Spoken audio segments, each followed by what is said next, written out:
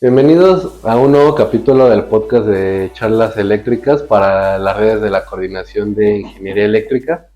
El día de hoy estamos con el doctor César Simón López Monsalvo. Yo soy César Simón López Monsalvo. Mi formación fue en la licenciatura en física en la Facultad de Ciencias de la Universidad Nacional Autónoma de México y después hice una maestría en...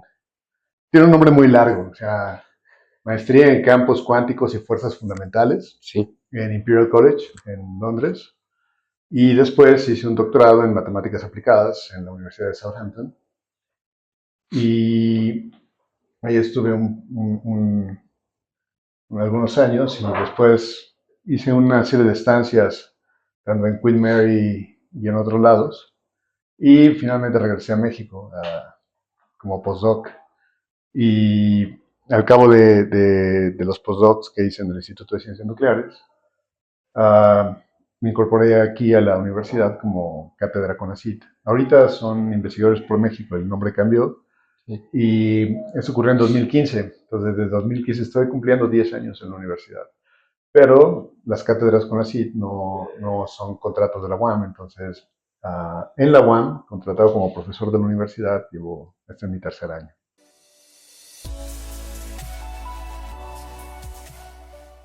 Ah, la experiencia en Europa puede ser como pensada en dos tipos. Uno, por supuesto, es el académico, o sea, cómo es estudiar en Europa, Sí. y la otra es cómo vivir siendo un estudiante en Europa, que pareciera que es lo mismo, pero no lo es tanto, digamos. En términos de formación, Sí. tanto cuando me fui como cuando volví, yo creo firmemente que no aprendí en términos técnicos algo que no hubiese podido aprender también aquí. Aquí hay extraordinarios profesores, los sigue habiendo, los había entonces. La forma en la que se evalúa es un poco distinta, pero entonces el punto de irse a otra institución en otro lado no sí obedece en buena medida a los rankings, a la calidad académica y todo esto, Sí. pero también es en sí la experiencia, la experiencia cultural que implica adaptarte a otro sistema, porque el sistema, específicamente el sistema inglés, es muy diferente a cómo se evalúa aquí. Um, los contenidos eran avanzados, pero también hay colegas aquí que conozco que saben de los temas, pero la vida, la experiencia multicultural que esto te da,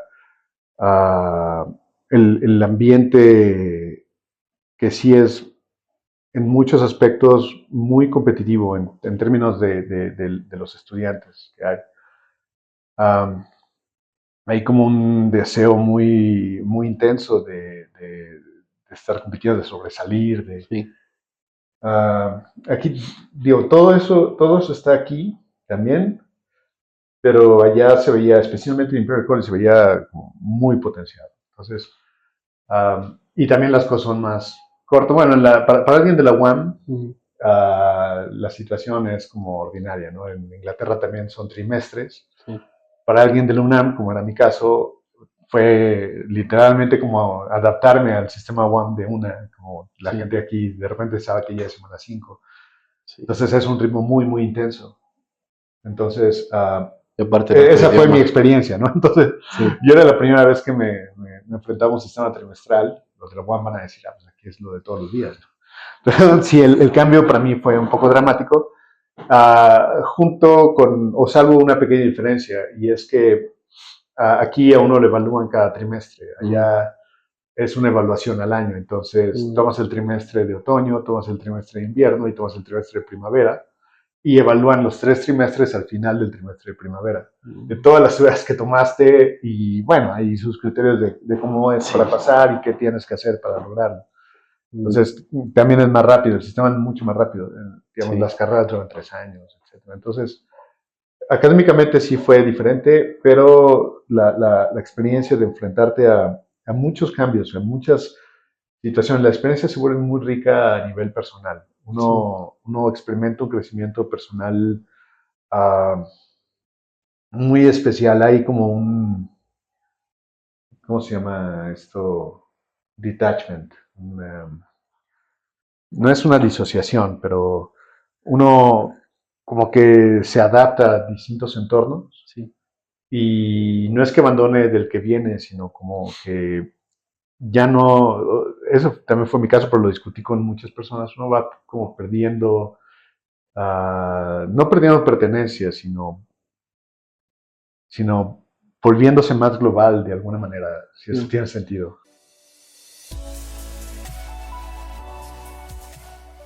La experiencia en la UAM desde que llegué fue muy peculiar, porque yo llegué como cátedra CONACYT a un grupo justo al área de electromagnética. sí, Y entonces, pues mi primer contacto con la universidad fue con ingeniería eléctrica.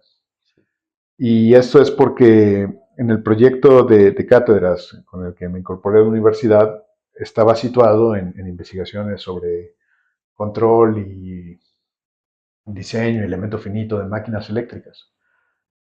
Cuando recibí la llamada, yo no sabía por qué me estaban llamando, literalmente porque mi formación, como ves, es en física matemática, en física teórica, en matemáticas aplicadas, y yo no entendía por qué me estaban llamando de ingeniería eléctrica. eléctrica. ¿No?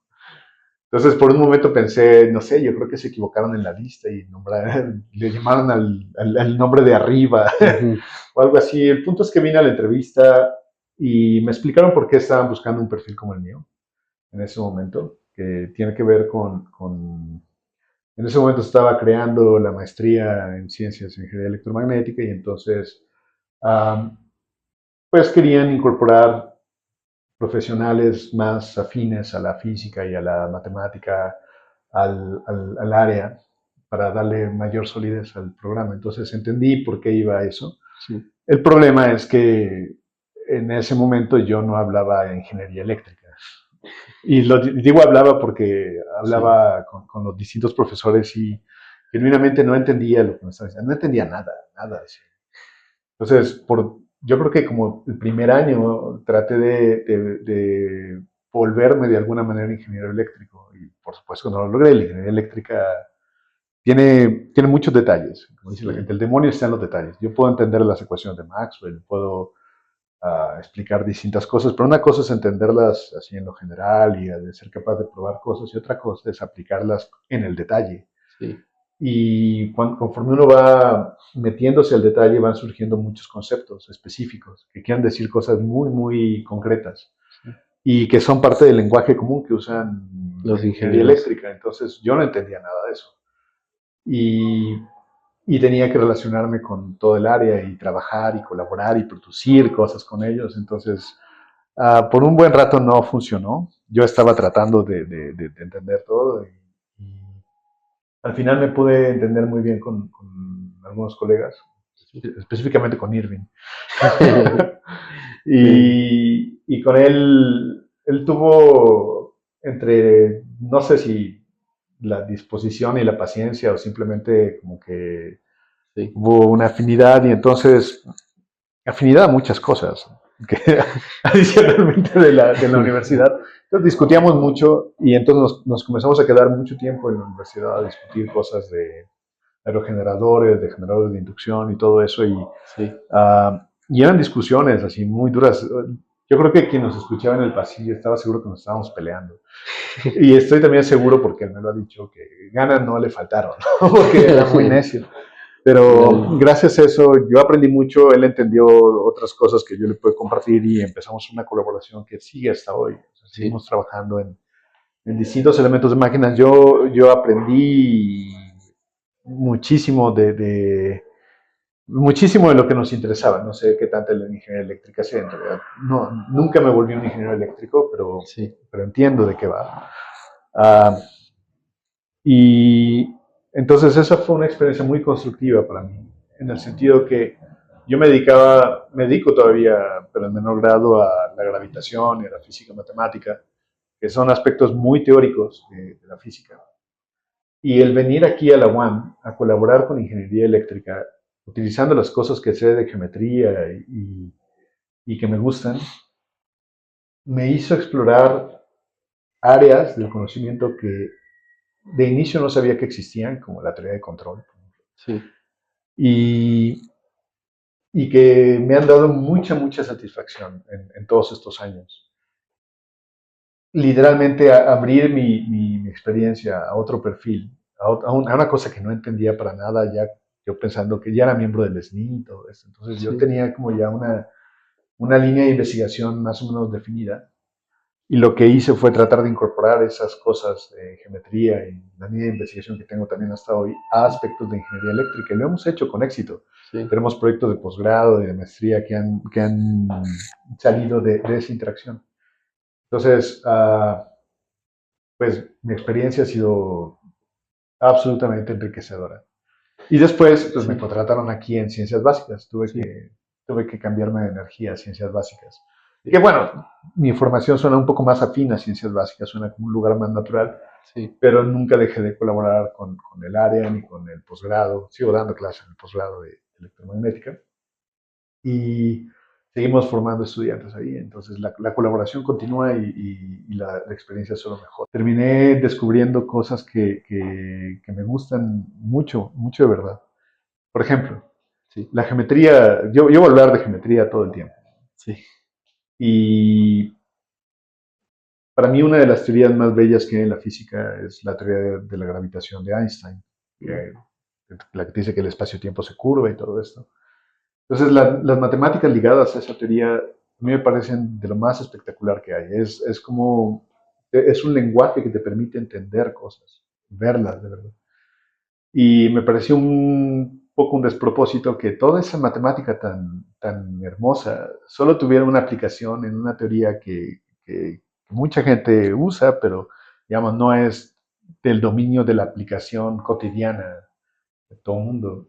Y descubrir que esa intuición que tenía, que esa matemática no podía estar limitada a esto, sino que en realidad hay mucha gente trabajando en muchos aspectos, sobre todo en ingeniería, específicamente en ingeniería de control, sí, geometría de control, pero también en materiales, en todo esto. Son lugares donde esta matemática se aplica de manera muy directa.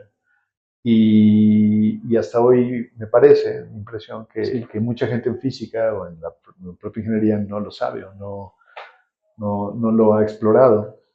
Entonces, a mí me ha parecido extraordinaria la experiencia en la UAM, porque he podido explorar todas estas cosas que no me imaginaba que existían.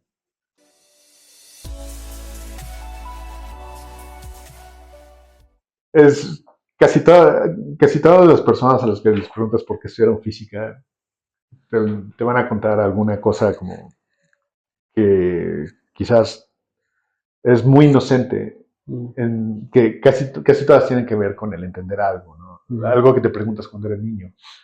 Yo cuando era niño no me preguntaba casi nada de este tipo de cosas, yo quería ser arquitecto, ¿no? mm, Pero siempre, de alguna manera, siempre tuve como una fascinación por estas cosas del tiempo y de qué es el tiempo y de viajes en el tiempo.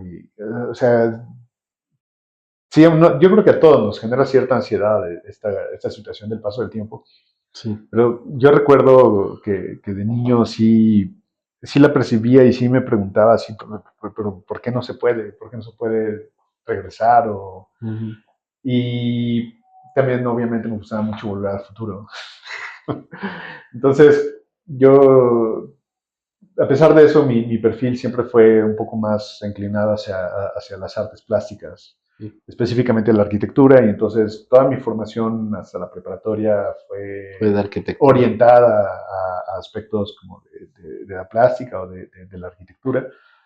Y fue en la preparatoria que mi profesor de cálculo nos contó de un alumno que tenía y que era muy bueno en cálculo. Yo era muy bueno en cálculo, entonces yo me sentía como así Identificado. identificado. Y decía, este es muy bueno en cálculo y se fue a la Facultad de Ciencias a estudiar física y no aguantó un semestre. Y yo lo pensé como 2 segundos y no sabía qué hace un físico, Sí, para nada, pero me llamó, no sé por qué, o sea, supongo que fue una cosa como bueno, pues se le fue mal, pero yo no lo he intentado, ¿no? sí, Entonces apliqué a la UNAM, ya estaba yo en otra universidad, ya estaba aceptado en arquitectura, pero apliqué a la UNAM para ver qué pasaba y yo quería aplicar a la UNAM algo que no hubiera en todos lados y física parecía algo como lo natural. Entonces apliqué a física sin saber muy bien, mi segunda opción era matemáticas. No sabía qué hacía un físico, menos sabía qué hacía un matemático, pero me parecía que física tenía más sentido. Sí. Después me gustaría más las matemáticas, haber dicho, ¿por qué no estudié matemáticas? Pero bueno, así fue, entonces entré a la facultad, por supuesto que reprobé durísimo el primer semestre, entendí por qué la gente había reprobado, Sí. y empecé a trabajar un poco como hace la gente aquí en la UAM, así Sí. me fui a la biblioteca y de manera más o menos autodidacta empecé a ver qué era lo que yo no entendía, porque entraba a las clases y no entendía nada, nada, nada. O sea, era literalmente un lenguaje que nunca había experimentado, que nunca había conocido, que nunca había escuchado, y entonces no sabía así nada.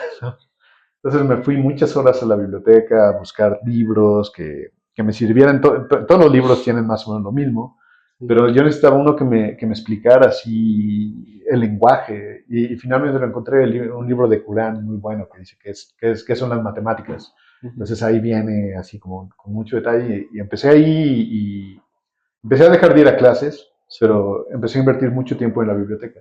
Entonces cuando regresé, como un par de meses después, porque son semestres, pues regresé a clases, regresé y ya entendía qué se estaba escribiendo en el pizarrón, más o menos qué se estaba haciendo.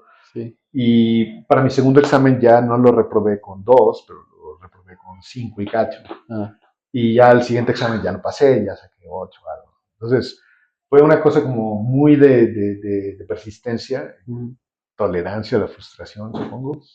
Es decir, resiliencia. Ajá, resiliencia y reconocer esas limitaciones. Seguía sin saber qué hacía un físico. Sí. Entonces fui navegando así con mis gustos, con lo que yo creía que se veía así como interesante, y terminó siendo que me incliné por estudiar gravitación. Para mí la gravitación, la única que conocí, y creo que la que conocemos todos, es la de Newton. Yo pensé que hacer gravitación era hacer como cosas de Newton. Y poco después entendería que la gravitación es esta historia del espacio-tiempo curvo y todo, que incidentalmente es la teoría o uno de los elementos teóricos con los que puedes intentar generar máquinas en el tiempo, ¿no? Entonces, sin quererlo casi de manera intencional, terminé estudiando la física que en principio puede generar este tipo de fenómenos.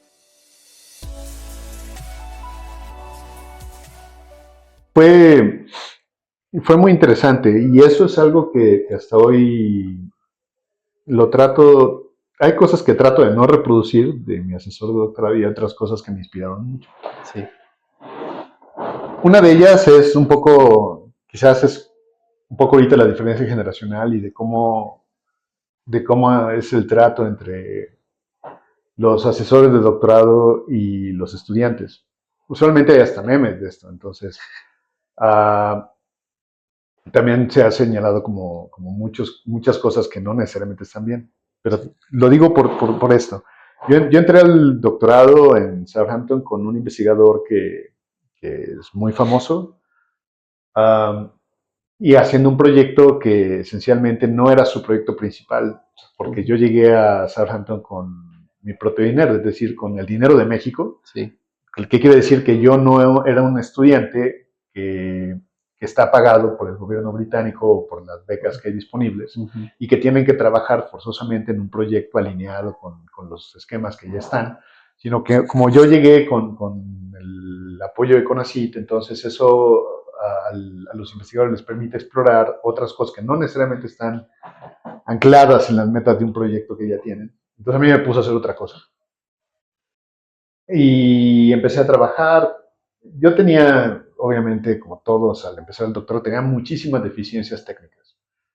Entonces, pues trataba de avanzar hacia cosas y yo iba cada vez a su oficina, digamos una vez por semana o una vez cada 2 semanas, y le decía en qué iba y su respuesta va a sonar así terrible. En realidad es mucho menos, y no es síndrome de Estocolmo, o sea, es como uno se lleva a veces, ¿no? Me decía, no, eres un idiota.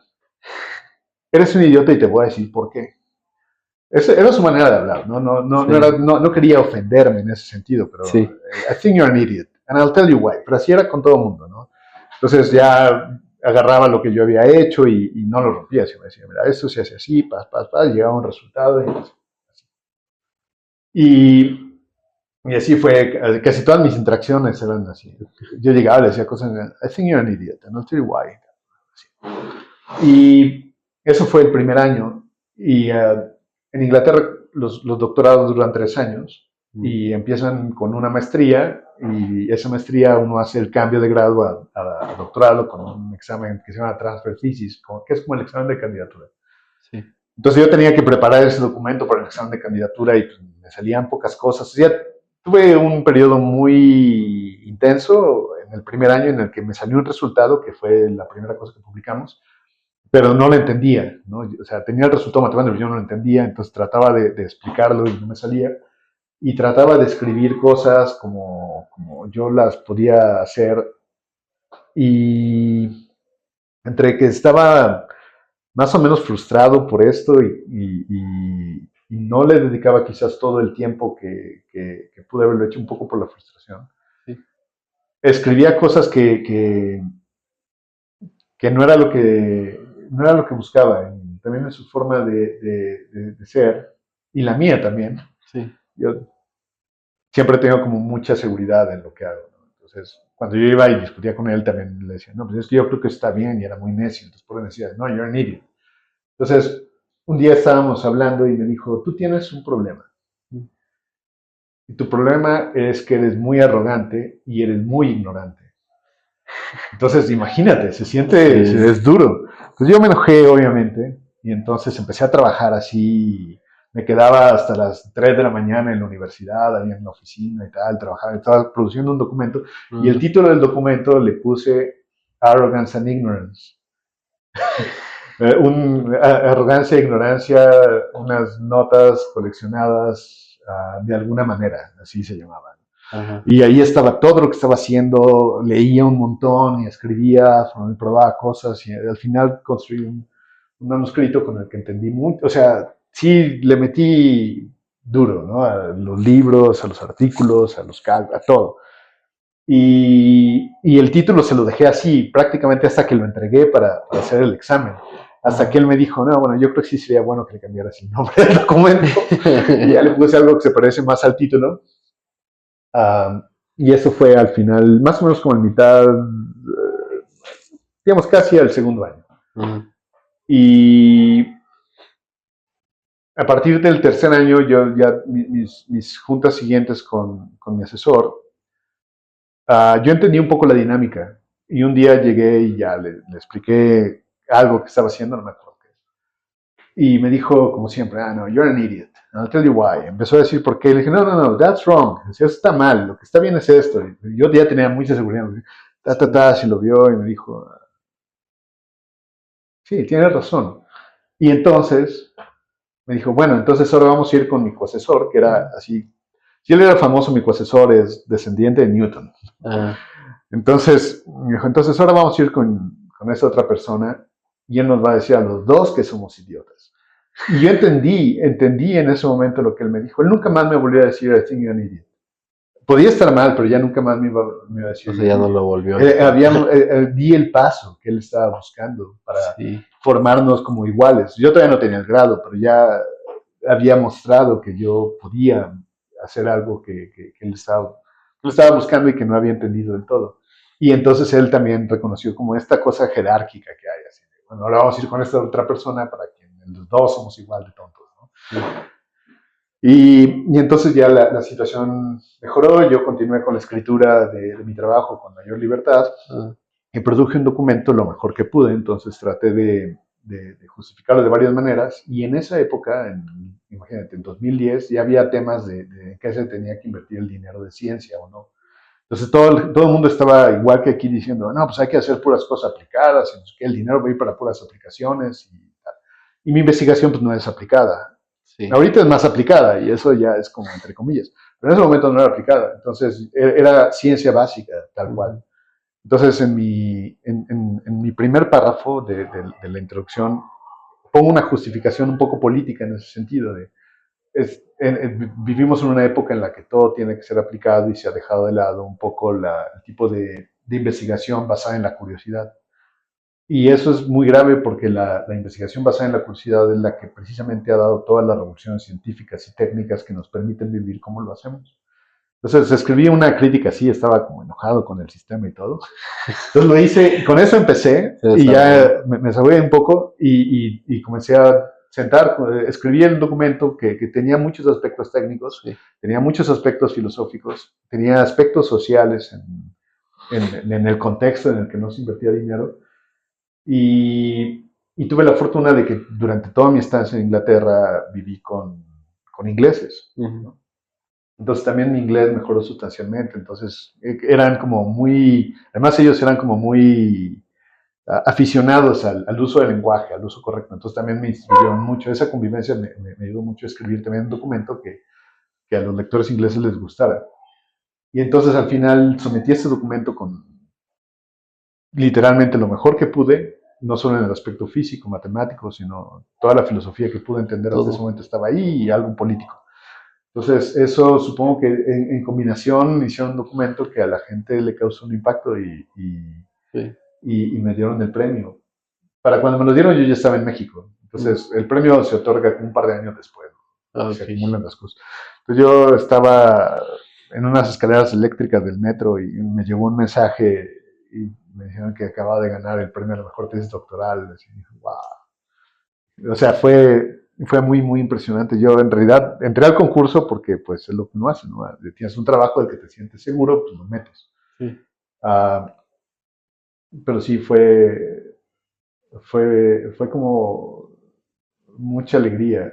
En ese Sí. momento, a mí me gusta mucho la Fórmula 1 Sí. y en ese momento no acaba de salir la película de escena, pero había hay una frase que dice al principio en la que dice, bueno, yo vine a Europa así con nada y al final te va bien. O sea, en mi caso lo percibí como una historia de éxito. Dije, Sí. okay, lo logré, O sea, se sintió orgulloso de lo usted hice. O sea, mismo. sí, sí, sí. O sea, porque es esta cosa que uno crece viendo que la ciencia se hace en otro lado, ¿no?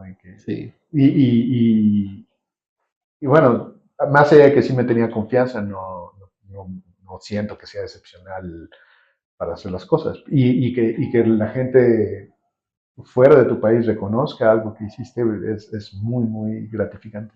Ese trabajo, por cierto, recibió la cita de un premio Nobel. O sea, está citado También. en el libro de Kip Thorne, de el nuevo libro de Kip Thorne. Está citado ahí como... Y me gusta mucho esa cita porque está en un problema. Ajá. Entonces, sí, Sí. sí, sí la han leído.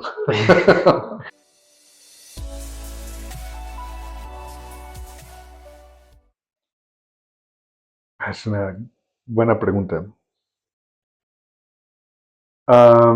De forma sencilla, el eje conductor de todo mi trabajo está en el uso, en la aplicación de la geometría a diversos fenómenos o escenarios físicos.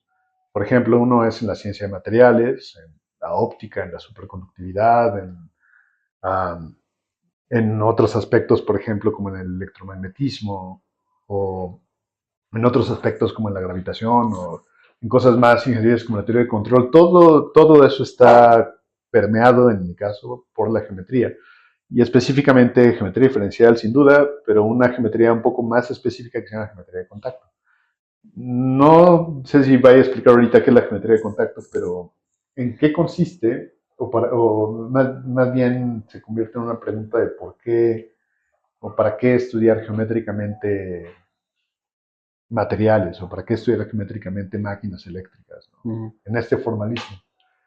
Y afortunadamente yo no tengo que dar esa respuesta porque ya lo hizo excepcionalmente bien Michael Atiyah, que fue un matemático también muy relevante en el siglo XX y a principios del siglo dio una conferencia en la que habla particularmente sobre qué es la geometría o la geometría contra el álgebra, se llama la sección. Ujú. Y ahí da un panorama de por qué es importante la geometría. O sea, el formalismo geométrico que yo hago, lo que hace es que permite entender. Uno quiere calcular, que es como ingeniero, y eso es lo que enfrento todos los días, Sí, quiere tener resultados y quiere una forma, es deseable tener una forma de calcular más eficientemente, de calcular de manera más precisa, de dar resultados cuantificables todo el tiempo.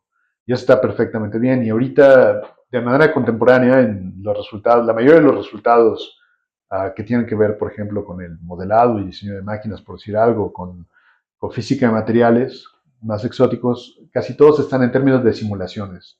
Todo el mundo habla de simulaciones y hay sí, visualizaciones muy bonitas, con colores y flechas y todo. sí, Y eso está muy bien, o sea, esas simulaciones, esas visualizaciones, lo que hacen es presentar la solución a un conjunto de ecuaciones diferenciales, de manera que uno puede visualmente entender qué es lo que está pasando. Por ejemplo, cuando uno calienta un objeto y está simulando que está calentando, pues hemos visto los mapas térmicos, ¿no? Que sí, más rojo es más caliente y más azul más frío y se ve más o menos cómo se distribuye el calor. La geometría, lo que permite el formalismo geométrico, lo que permite no es llegar a ese cálculo, sino es entender si ese cálculo tiene o no sentido con base en las hipótesis que uno tiene. La geometría no es lo que te lleva a la solución específica y detallada del problema. Lo que te permite es formular el problema que quieres resolver de la manera más apropiada, uh, y saber que la solución que estás obteniendo es la esperada. Y cuando digo la esperada es esta cuestión intuitiva. La geometría te permite desarrollar mucha intuición. Entonces, hay una manera formal de hacer geometría, hay una matemática ligada a esta, sí, pero esa matemática, la intención que tiene es que por cosas como las ecuaciones de Maxwell o la ley de Newton, cosas estas que uno las entiende a veces como fórmulas, tengan de alguna manera una vida propia en un escenario que uno va construyendo conceptualmente. Entonces, la geometría permite hacer estos mapas conceptuales de manera un poco abstracta, pero, pero discursivamente muy clara. Entonces, permite entender. Entonces, hacer teorías geométricas de materiales o de control, o de todo esto, lo que permite es, uh, desde el formalismo, obtener una técnica que eventualmente uno va a evaluar o implementar de manera numérica, pero desde la formulación y la obtención, eso es lo innovador. Ahí es donde uno plasma como su creatividad o la idea en sí, es como el mapa de la idea. Y ya las ecuaciones que resultan de aplicar todo el formalismo geométrico, esas son las que usualmente uno tiene que resolver numéricamente, pero ya uno está seguro, sí, porque a través de la intuición realizada en el formalismo, se pueden escribir y formular los problemas que uno quiere resolver y más o menos tener control de cómo estamos incorporando las hipótesis y dónde podrían fallar. Entonces es extremadamente útil entender los problemas de manera geométrica.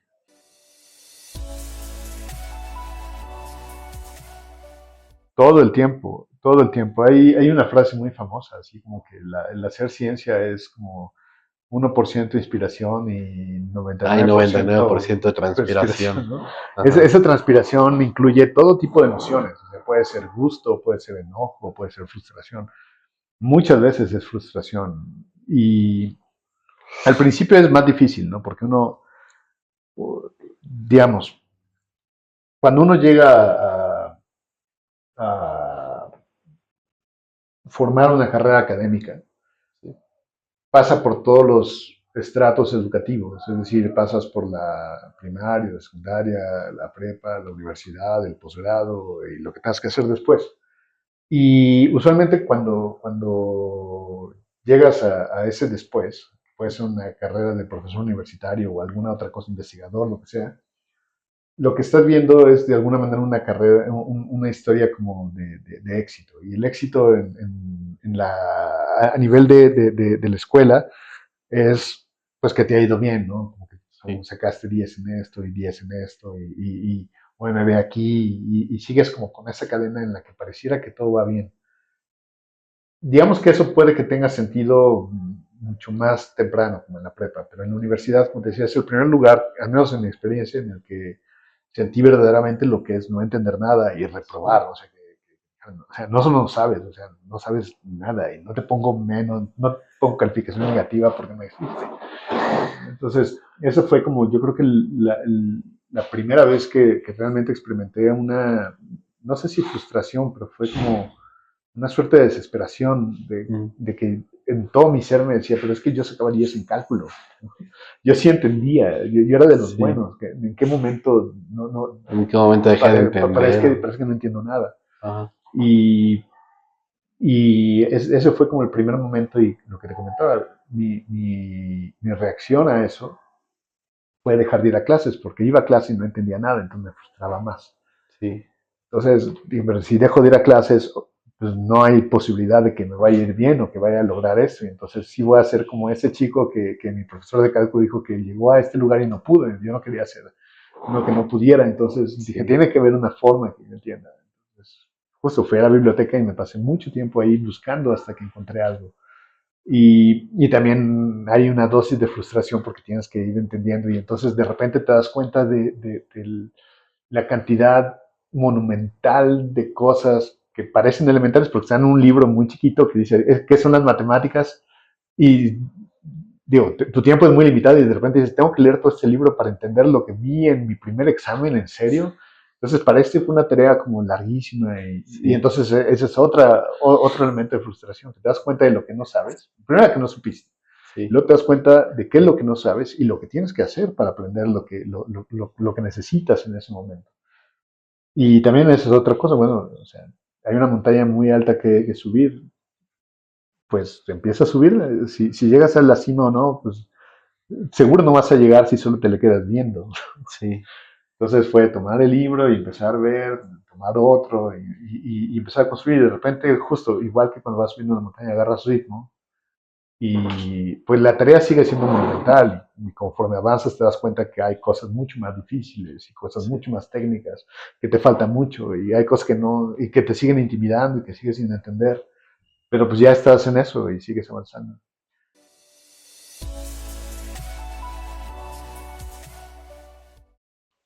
Es también no sé, es como cuando me preguntas qué música prefiero escuchar.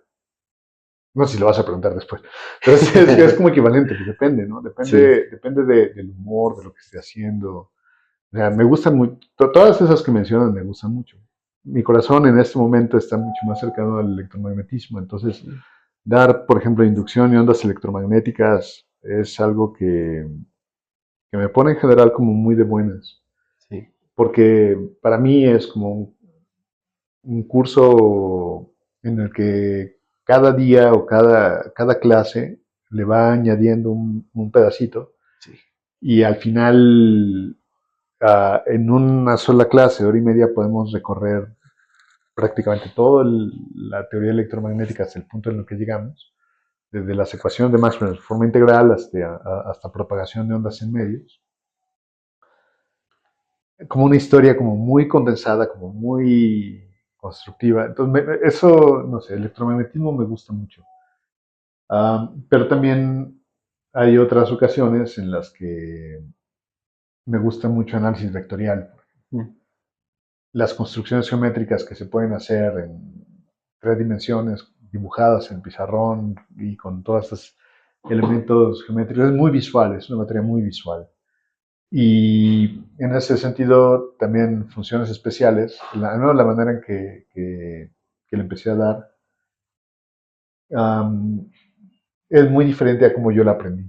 Mm. Yo la aprendí aprendiéndome los polinomios de Legend y las funciones de Bessel, así de manera muy algebraica, así como estas series que tienen términos. Y uno, o sea, yo recuerdo no entenderlo. O sea, Sí. cuando llevé el curso en la licenciatura, recuerdo que hacía las cuentas, pero no entendía. ¿No?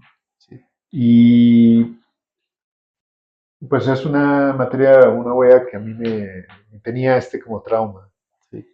Entonces cuando la pedí, porque escogí darla, Sí. es porque en ese momento estaba yo resolviendo ecuaciones diferenciales parciales y estaba como visualizando soluciones. Entonces creo que puedo hacer algo un poco diferente en el curso. Mm. O sea, no solo es como enseñar las funciones especiales, sino estas funciones especiales se ven geométricamente, ¿no? Sí, Entonces, podemos hacer visualizaciones, por ejemplo, de cuerdas vibrando, de membranas vibrando, y de explorar todas estas configuraciones de átomos, de ver los orbitales y graficarlos. Entonces, el curso es muy visual. O sea, hay herramientas que permiten visualizar estas cosas y las revisamos. Pero de ser un curso así como muy algebraico, muy árido en ese sentido, se puede hacer algo como muy visual, algunas cosas como hasta casi artísticas de lo simétrico que son y de lo atractivo visualmente. Entonces, sí. dependiendo de la época y de lo que esté haciendo, electromagnetismo, funciones especiales o análisis vectorial, yo creo que son de las cosas que más me gustan.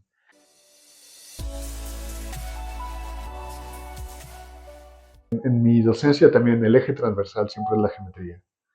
Entonces, ahorita, por ejemplo, lo más elemental o lo más básico, por llamarlo de alguna manera, que estoy dando es introducción al cálculo, Sí. que es la primera de todas, ¿no?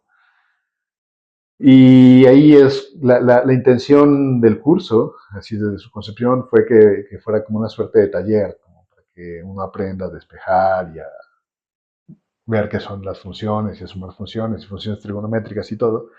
Y también, así yo recuerdo cómo es resolver 50 ejercicios de funciones trigonométricas y uno no sabe por qué está haciendo eso. Y yo no quería eso, yo no quiero eso en mis cursos. O sea, hay que hacerlos, o sea, los ejercicios hay que hacerlos, pero Sí. lo que no quiero es que la gente esté pensando, bueno, ¿y eso para qué me va a servir? ¿No? Estoy aprendiendo algo que no tiene ningún sentido. Entonces también ahí la geometría me ayuda bastante. Entonces trato de hacer construcciones geométricas y adaptarlo a problemas que se les van a aparecer aquí y allá.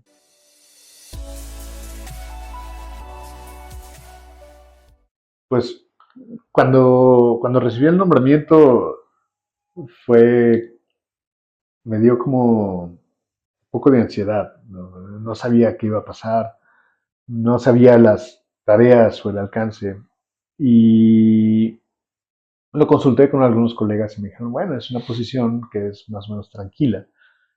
Mm. Poco sabían ellos de eso.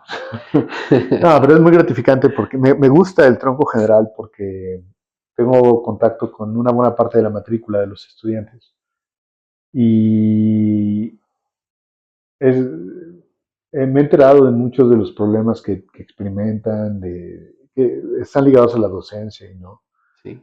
Y, y de lo más gratificante que ha habido en todo esto es que con los programas que hemos hecho, la- las, las acciones que hemos tomado, lo digo en plural porque es todo un equipo, Sí. creo que hemos estado ayudando a un porcentaje de la población que estaba o que está atravesando algo en su formación académica que no le permite avanzar y creo que hemos estado como implementando cosas que permite ir solventando esto para los estudiantes y justo, o sea, la intención del tronco general es directamente asistir a los alumnos y a las alumnas en todo, en Sí. cualquier problema que puedan llegar a tener, tanto en las UEAs, horarios. ¿No? Muy interesante.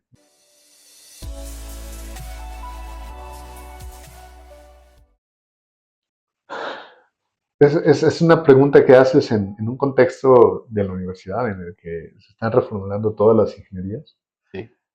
Y, y es que tanto, o sea, ¿cuál es el papel que juega la física o la geometría? La geometría para mí no es que se deba de enseñar, por ejemplo, en una web que se llama geometría de la ingeniería, sino Sí. es algo mucho más transversal, es algo que se puede incluir en los programas de estudio de manera implícita, ¿no? O sea, una formación geométrica aquí o allá, sin que eso sea como, ahora tengo que inscribir geometría analítica 2.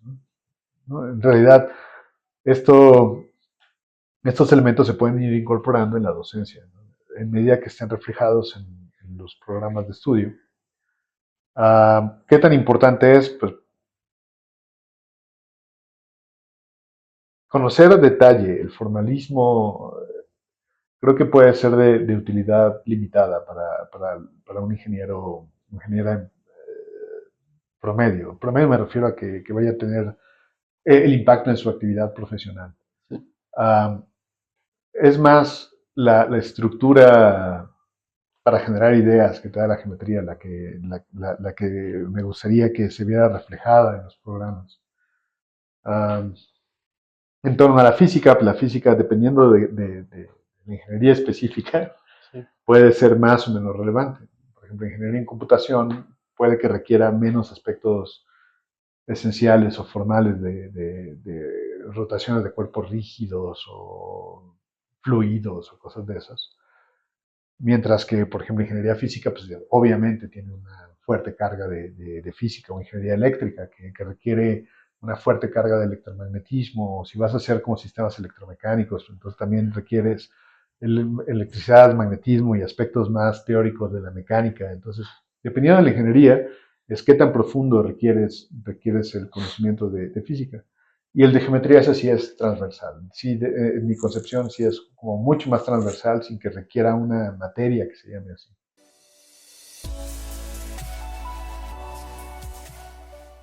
No solo ingeniería eléctrica, sino en general. Esa es una muy buena pregunta porque um, ahora a todos nos toca de alguna manera comunicar el conocimiento. Y al igual que la docencia, comunicar el conocimiento no es una tarea simple. Vaya, no es una tarea que se puede improvisar. Y es importante porque lo que uno dice al público, el público que sea, no me voy a referir al público general porque aquí, al igual que cuando haces un canal de TikTok o YouTube o haces un anuncio, Sí. Tienes un público objetivo, siempre vas a tener un público objetivo y es el público objetivo nunca es el público general. ¿No? El público es personas de tal a tal edad, en esta condición socioeconómica o personas en este grupo, cosas así. Siempre tiene que ser algo muy dirigido. Sí. Uh, porque si uno no contempla a quién le va a hablar, pues el mensaje puede que no se comunique o se comunique mal, o eso pensando que uno sabe lo que está diciendo, ¿no? Sí. Entonces, el reto que yo veo es que hay que hacer esto una actividad más profesional, hay que formar los recursos humanos necesarios para ello, que sean capaces de comunicar, de establecer un vínculo entre lo que se hace en la investigación, los resultados que da la universidad o la institución, y, y cómo de alguna manera, por ejemplo, le rindes cuentas a la población que al final del día paga esto. Y eso pues no puede ser, pues le voy a comunicar así como para todos, ¿no? O sea, vamos a ver, por ejemplo, con Electrízate que van a las preparatorias. Sí. Ahí el público objetivo está muy bien definido, no es público general, son estudiantes de preparatoria, probablemente de último año, que están interesados. El público es estudiantes de una cierta edad en cierta institución educativa. O cuando se han hecho las actividades en el metro, ahí es mucho más complejo, ¿no? Sí. Porque ahí sí uno podría decir, bueno, el público es general porque son los usuarios del metro. Pero dependiendo quién llega, usualmente llega en grupos no bien estructurados, uno tiene la necesidad o la habilidad de identificar más o menos a qué público le está hablando y adaptar el discurso a la situación. Entonces, también eso uno lo aprende con intención de manera empírica, pero también hay cursos formativos para ello. Entonces, para mí el reto es que actualmente por política pública e institucional a los profesores o a los investigadores se les está pidiendo que también hagan comunicación del conocimiento de sus investigaciones, lo cual no está mal, creo que eso está bien. Pero lo que no está del todo bien es que muy poca gente entiende el reto de comunicar a públicos. O sea, Sí. uno está acostumbrado a comunicarle a sus pares en seminarios o a dar clases, ¿no? Sí. Pero en comunicar algo al público, eso no es obvio tampoco. Entonces, sí hay que comunicar la investigación. No me queda claro que sea, ya sean los profesores o los alumnos, pero dicen, bueno, si no es el profesor, que lo hagan los alumnos, ¿no? Sí. Y los alumnos tampoco son expertos en comunicar, son personas en formación. Sí. Y lo que no estaría mal es que un aspecto formativo fuese orientado a comunicar resultados a públicos diversos.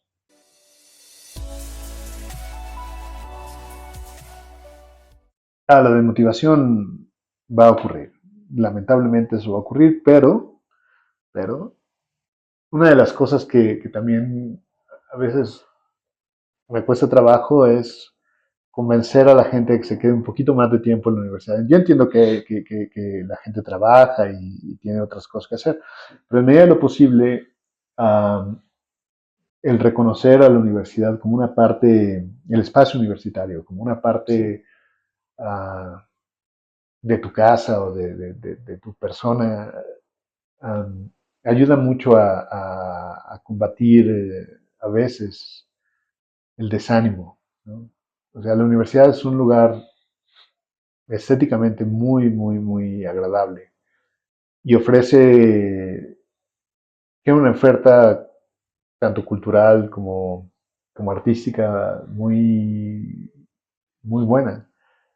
Entonces, en medida que uno pasa tiempo aquí, empieza a tener más elementos que le permiten dar un poco más de sentido a la vida, o sea, uno no viene a la universidad a que le enseñen matemáticas o ingeniería y ya se va a su casa a hacer otra cosa, sino es un aspecto mucho más general. Uno viene aquí a aprender no solo técnicas, sino a formarse en otros aspectos que enriquecen la vida. Uno viene aquí de alguna manera a adquirir capital. Lo voy a decir así. A veces uno asocia el capital o la riqueza a la liquidez, al dinero que tengo en la bolsa o al que tengo en el banco. Y dices, es que yo no tengo mucho dinero. Y la realidad es que eso estamos así casi todos. Pero el capital realmente se mide en la libertad que tienes, en el tiempo que puedes pasar tirado en el pasto ahí bajo una escultura, Sí. en el capital cultural que estás adquiriendo. Todo eso va haciéndose parte de un capital que sí tienes. No es líquido, Sí. no sacas tu capital y pagas con eso una comida, pero hace que tu vida se vuelva mucho mejor, mucho más placentera. Y eso sí lo puedes visibilizar y lo puedes sentir.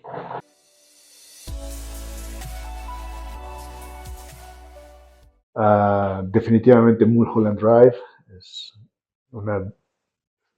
David Lynch es una de las cosas de los directores que más me gusta. Sí. En el aspecto cinematográfico, pero por ejemplo también definitivamente soy como un admirador de Christopher Nolan. Y no solo por Interestelar, que es como el sospechoso inicial, sino por algo que me parece que fue menos gustado que es Tenet. Tenet me parece una maravilla, y no porque tenga que ver con el tiempo sino porque hay un discurso como oculto en el cine de Nolan que, que está enmarcado en la ciencia y la tecnología y la ficción. Hay un discurso un poco más profundo que abarca la moralidad en un aspecto muy crudo, así muy ambiguo. Sí. Te hace cuestionar muchas cosas así de la voluntad, no es para nada una moralidad motivacional, sino es una moralidad en el sentido más filosófico en el que se cuestionan las cosas que uno cree. Entonces me gusta mucho ese aspecto un poco más oculto de Nolan. Nolan tiene uh, una capacidad para, para plasmar en sus películas muchas capas Sí. de apreciación. Entonces, ver varias veces una película de Nolan nunca es una pérdida de tiempo.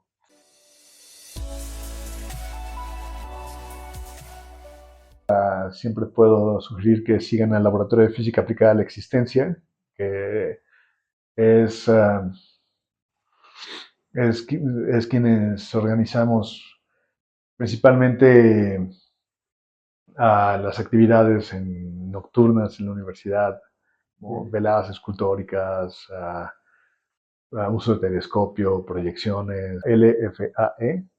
Así está en Facebook, en Instagram, me parece que en TikTok también hay, Okay. pero Facebook e Instagram definitivamente. Si tienen ganas de conversar un poco más, siempre estoy, bueno, me gustaba decir que siempre estaba aquí en el G012, pero ahora con todas las cosas que tengo que hacer, Sí. Siempre estoy en la universidad, eso es un hecho, Sí.